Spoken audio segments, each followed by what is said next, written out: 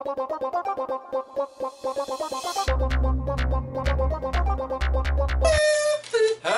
everybody and welcome to a very special Lunatics React video where we are reacting to the Minions trailer? No, we're reacting to Jurassic World, which me and Sean and I both saw this weekend. Came out Friday, did gangbusters at the box office, second highest grossing movie of all time in one weekend in the United States, only to the first Avengers. And with that kind of fanfare, we need to help educate you on it. Should you see it? Should you not see it? Sean, should they see it? Yes, warnings, spoilers ahead. Yeah, we're going to talk spoilers. So Sean says you should see it. I say you should see it if you're in for a summer blockbuster popcorn movie. Certainly not breaking any new grounds with the storytelling, but if you're into dinosaurs, if you're into Chris Pratt, if you're into kids in peril and danger, and if you're into hamster balls, clear hamster balls, you'll love this movie. This is the only movie this summer for you. Saw it in 3D, Sean did as well. I'd say go for the 3D if you can. It wasn't as super, most of it took place during the day, not a super dark movie. There's actually some cool, it never distracted from it, so this isn't one of those movies like I'd say the Avengers, skip out on 3D, but this one, nothing distracted from it. So go for the 3D IMAX if it's in your area, and sure, if your pocket can afford it. It adds an interesting element to the movie in terms of depth. Plus, you know that these most of the animals are CGI, so the CGI was done really well. So when you see the dinosaurs in 3D, they don't look bad. And, you know, there's a lot of attention to detail to the dinosaurs in terms of the colors of their skin and things like that, which is kind of cool. And the 3D does add, it makes it more like a ride, like you're there with them, experiencing the movie with them. And I'm sure it does it justice in IMAX, because there's a lot of panning and stuff with the camera flying around and stuff like that. So yeah, there's a lot. I'm sure the IMAX effects are great. Yeah, there's like a bunch of wide shots that show the breadth of like how big the park is and the people. And on that note, let's talk about like the Jurassic World itself. This is the theme park they set up that was originally imagined in the first one. And it's fully realized, and it's been open for 20 years, and it seems like it's been relatively safe. People are going, it's very commercialized, there's a Ben & Jerry's, a Starbucks, restaurants. You know, it's basically a resort. It's everything John Hammond envisioned it to be. And the website, when it came out, was like that. It was like almost like going to a resort page and like booking your tickets and like seeing what the attractions were, and that was cool to the to the marketing campaign for Jurassic World. They did it justice. You know, they probably spent a decent amount of money, obviously, but it was cool how the website for the movie was like going to a resort's website, like checking in and like seeing what attractions you could see in your stay at Jurassic World. And to me, that's by far the coolest part of the movie, is how it was presented realistically as a resort. At the time of the incident that takes place in the movie, there's 20,000 people there, and it looks like it. It's crowded, there's things moving, there's many things to do, there's rides, manned by Starbucks, by shitty teenagers who don't know what they're doing, so it really felt like a theme park.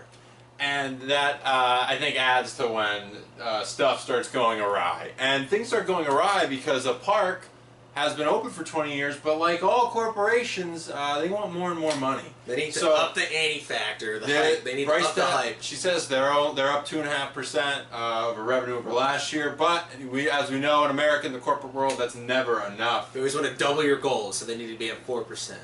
So Engine comes in, right? And why not making a genetically modified dinosaur? Or actually, no, you know what it is? The hype. Verizon Wireless comes in to sponsor this. Now that's the Verizon Wireless sponsor. There is the Indominus Rex. There is a lot of product placement in this movie. An Acura, for some reason, is displayed. They all Mercedes, have Android phones. Like I said before, you can see the Ben & Jerry. So if you're adverse to product placement, you might not like this, as it's pretty ham-fisted. But what are you going to do? A movie this size, they're going to take, much like Jurassic World, the park, they're going to take money any way they can. But, so, to up the ante, to get people to coming back, to get new visitors, they want to create the Indominus Rex, which is a genetically modified dinosaur that is mixed between, you find this later out, spoiler alert, is mixed between a T-Rex, a Velociraptor, and some other, they say a cuttlefish as well, that's how it changes colors, and a few other interesting Velociraptor. The Velociraptor and other insects to give it certain characteristics, like it's sensing body heat. I think I got that from the snake. And they show a couple of the in the little back door, if you would say, of the genetic bay, is where they created this genetically modified dinosaur, which wasn't a good idea. Not at all. According to Chris Pratt. I don't think the world was a good idea, as we see in the movie. But this was definitely a bad idea. To screw with nature once again, and to try to play God and create something crazy. Ode to Jeff Goldblum saying, "Hey, you didn't find out why would you do it? You just did it. You just did it." And this is one of my negatives of the movie is that I don't think the ancillary characters are nearly as good as the first one. I missed like a Samuel L. Jackson character. Jeff Goldblum, of course, killed that performance, and there's nothing really like that. Newman from Seinfeld in the first one, who can forget that? There's not, the bad guys in it aren't characterized well enough for you to really hate them. You certainly hate the ideas they have and what they present to the table. I don't even know what that guy's name was, who wants to militarize the Velociraptors. I don't know the actor's name, but it's actually the guy who plays. It's actually the guy who plays Kingpin in the Daredevil movie. And I didn't care for his performance in the Daredevil, TV show, because it was very deep and just very like mysterious, rather than being just a really dark and badass criminal. So like, it's definitely cool to see him flip the switch and be this corporate military guy who's still doing shady stuff. Very shady. He's definitely the bad guy that they present to it. He wants to militarize these Velociraptors that Chris Pratt's training. Of course, Chris Pratt does not do that. He's a bit of a humanist, an animalist, I guess, and sees that respect is key in any sort of relationship, whether it's between man and man or man and animal. And of course, things go awry when I don't even know, how do you say that? The Indominus Rex. See, and then they made a reference in the movie how that's easy to say, and I can't say it. And the girl says it, and Chris Pratt says, you can barely even say it. Yeah, so that's the joke of it. And this dinosaur, because they've spiced it with so many things, is really a super-powered creature, something that would not naturally occur. It's kind of like building a tank and they didn't know how to operate the tank. That's pretty much what happens, is the tank, animals held in captive for so long, and Chris Pratt, being the expert that he says, have you exposed it to any other animals? Yes, it's sibling, but it ate it. And which is always a good sign. Which is clearly, the worst sign you could get, saying, okay, so it's not good around other dinosaurs. And, I don't know, maybe in that splicing they really factored in like a killing instinct animal. That's why it goes off on this, as you would say, I guess, rampage to destroy all these creatures and stuff. Not even eating them, just going out and, clearly murdering them. It was hunting for sport, as they put it. It was just going out there and just killing for the sake of killing. Like, as I said, well, I didn't say it, but it's almost like a versus match. It starts off with the hierarchy of scale of the Indominus Rex going down, fighting, the Ankylosaurus, fighting the T-Rex at the end, the Raptors getting involved in it. It's just murdering the Bronchiosauruses. And I think, for me, one of the coolest things about this movie was all the dinosaurs that were in it. In the original one, there's about 5 dinosaurs in it, and this one, probably around 8 to 10 that they introduced, and you see a little bit more about them. My favorite dinosaur was the Ankylosaurus, who out of all the dinosaurs puts up the most fight until his body gets rolled over and but really cool. It was like a versus match almost, and I think that's why the 3D element to the movie was really cool. You got to see the kings of the jungle fighting it out and duking it out for the claim to victory of who will be the dinosaur to run Jurassic World, which was an ode to the original one, because the king of Jurassic Park was the T-Rex. They kind of reintroduced that one in this one in a really awesome way, because they said that the Jurassic Park the Jurassic Park T-Rex was still yet a baby. So this is about 20 years later. The T-Rex is at the biggest size he could possibly be at, and then he dukes it out at the end with the Indominus Rex, which is kind of a cool. The ending scene of this movie, spoiler, is a lot of reminiscence to the original one of the Raptors duking out with the T-Rex, which was kind of cool. And that's one of the reasons as a fan that I really appreciated that, as well as the spoilers. Yeah, T-Rex. Not the spoilers. I'm always talking about the folks. Not the spoilers. So the T-Rex saves the day. Easter eggs. The Easter eggs, and then we'll get to that in a second. T-Rex saves the day. I think thematically, it makes a little sense, but it does make sense in the sense that this was, that is what you picture. When you think of Jurassic Park, you think of Velociraptors, and you think of T-Rex. For sure. And Velociraptors played a very, very key part. They were definitely humanized because of the way they listened to Chris Pratt and the way they were given names and there was some sort of characterization to the 4 velociraptors he had. T-Rex came on, is another thing you remember, and there's a little bit of characters in that because it saves the day. Let's go to the Easter eggs though, because there were plenty of those, and that's where the little kids come in. They go into the where was that exactly? They go into the original park, which is on the northern part of the island, as they show on the map. Don't even bother looking at the original map to the park, because that map is clearly non-existent now. But it was really cool because, you know, the kids in the first one added a bit more of a problem element. They're just there. We have to take care of these kids. 2 kids in this one are kind of off by themselves. Well, they create a bit of a problem. Of course. 16-year-old's an idiot and hamster balls his way into the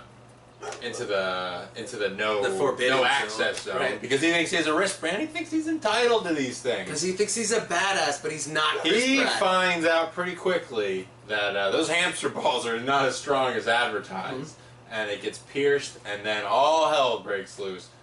But following from there, it's really cool because they go back into the original park, so there's a lot of odes to the original one, and I think this is why they call this, you know, a direct sequel to Jurassic Park, because as Jurassic Park: The Lost World and Jurassic Park 3 are more sequels upon themselves of being at Isla Nublar or Isla Sorna, the island where they breed the dinosaurs, while this one is taking place on Isla Nublar, which is the original island. So that's why lots of people say this is the true Jurassic Park sequel. And they make a lot of odes in the Easter eggs by seeing the original Jeep that mostly people love, which is great. Using the original Jeep. Using the original It saves Jeep. their asses. Also the ode to the camouflage, or the night vision goggles, which was really cool. I thought that. I didn't know why anybody didn't pick them up, because it was at night when they were running around, so maybe they'd be able to see it a little better. The banner that falls at the end, you know, when dinosaurs ruled the world, I thought it was cool how they wrapped that up and burned it and used it as a torch to, you know, go on a little scavenger hunt, if you will, for Easter eggs in the original park, which was kind of cool. And that to me was, for the hardcore fans, they'll really appreciate that, because it gives you that, that's from the first one factor. And people love that about sequels, I think, picking apart pieces of it and saying, oh, cool, that's like an ode to the original one or one of the other movies that was created. Yeah, and certainly, it definitely plays like a direct sequel. I don't think you need to see The Lost World or whatever they call the third one Just to see this Park movie. 3. This is definitely Jurassic Park, the sequel, plays like that, and I don't think people are going to be disappointed if they're just going in for a popcorn movie. Now, where do you think this movie, and we mentioned the first 3, where does this fit in for you?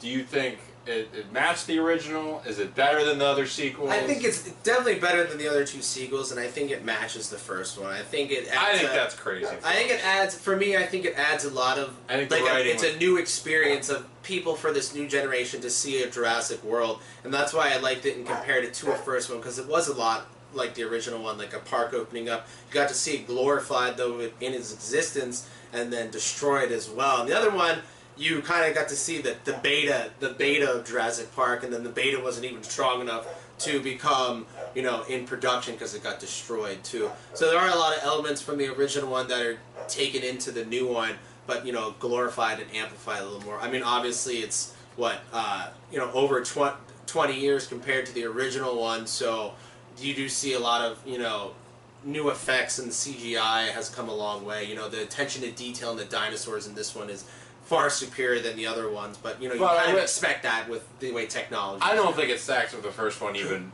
graphically, though. I think the first one, with their use of practical effects, I think that can't be matched. And you can tell that this was CGI. I don't think it necessarily There's only one practical distracts from it, which is what the Brontosaurus that was murdered, basically. I don't think it distracts from it because it's CGI, but I think if you go, the first Jurassic Park is timeless because of how well special effects hold up. And that's because they're practical. To me, in the pantheon of Jurassic Park movies, this one's definitely the second best.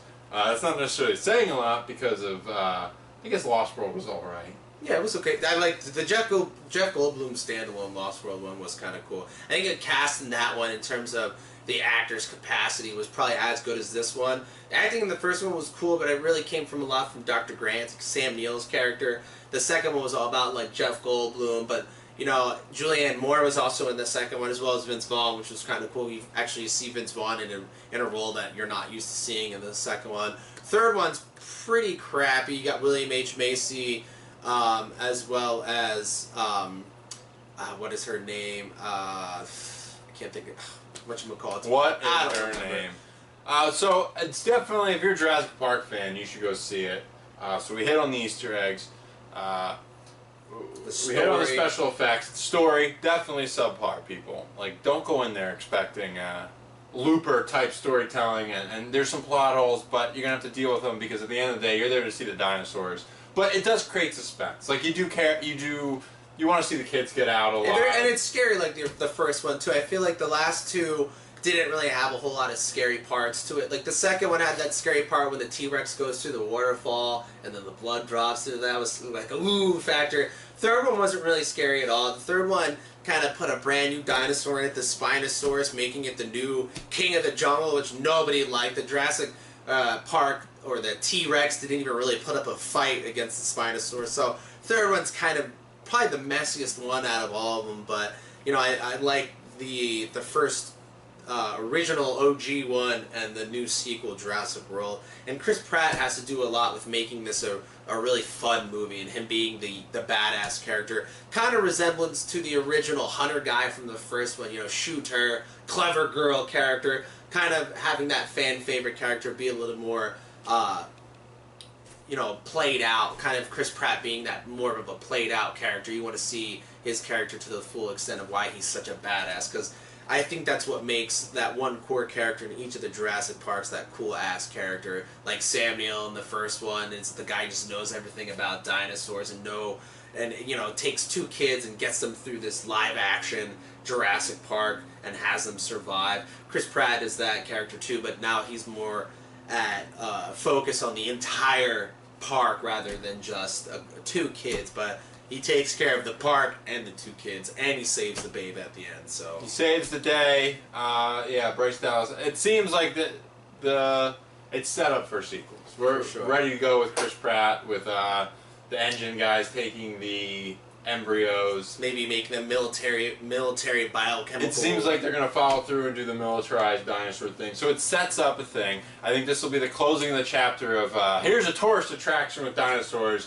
And now I think it's going to be more like this is a weapon that's getting in the wrong hands. Just like a nuclear weapon. Like Alien, like it's like Alien now. It's taking, I feel like, a lot of parts from Alien of the dinosaurs being the xenomorph in terms of how the people are influencing the xenomorph and having it become the alien, or having these dinosaurs become more of a, you know, a weapon than an attraction. And I think that's what you'll see if they do make sequels. Maybe you'll see, like in the second one, you know, the Lost World basically is what you may see happen in the sequel too, is people coming in. They already took the embryos out, so they know they can continue to make dinosaur clones, but maybe taking them back to the United States, putting them in an underground warehouse, you know, filled with all these dinosaurs, and then, you know, sending them to war or something, or maybe. It opens up a lot of cool things with the destruction. I want to see these dinosaurs in cities. I want to see them, like, you know, all around the world, like a war with the. Who knows? They could go in a lot of different directions. Jurassic Planet, Jurassic Wars. What are we gonna see? It could. It can get that big, and that's where I hope they go with it, because we have not talked. We don't. What were we talking about this whole video? The dinosaurs, the action. We have not talked a lot about the characters. So if we're gonna go in that way, let's go all in. Let's have these dinosaurs roam the earth. Let's have them do crazy stuff, and really have people buying that way. Because I don't think the characterization's there, but these dinosaurs themselves can be formidable characters. Especially like the T-Rex. The T-Rex at the end of this, he's the king of the jungle. He's a hero. So that has to, you know, that can certainly play a role as you know, as maybe countries weigh, oh, now should we use this T-Rex? He helped us once before, but can we really rely on an animal to take down these other ones? So there's a lot of themes and questions that could be taken in the future ones. But you recommend this movie, obviously, right? Yeah, I recommend the movie, especially for original fans. It's a good tribute to the original one, and adds a little more to it. I think I think it's as good as the first one, but not the best. Though the original one will always be the best because it's the first time we saw dinosaurs interacting with humans on the big screen, which was kind of cool. Maybe we'll see in the sequel, kind of like the way Planet of the Apes is doing it, like the dinosaurs getting out in the sequel and then flourishing among the world, and then Jurassic Planet, and have the humans try to build back from civilization from a destroyed Jurassic planet. So maybe the second one will be, or the sequel will be like that. They could go in interesting directions like this. Tons of This was ideas. definitely the direct sequel to the first one. It plays out the park. Everything you imagined about the park in the first one, it plays it out, fully realized. And now I think we're ready to move on to a little more interesting, like a bigger, wider scale things that could happen. So yeah, thanks everybody for watching. This has been a Lunatic React video. For Sean Davis, I'm Jason Paul. Check us out on Twitter, Instagram, like this video, subscribe, comment, tell your friends, and if you see us on the street, shake our hands. Thanks for watching, everybody. Tell us what your favorite dinosaur is, too.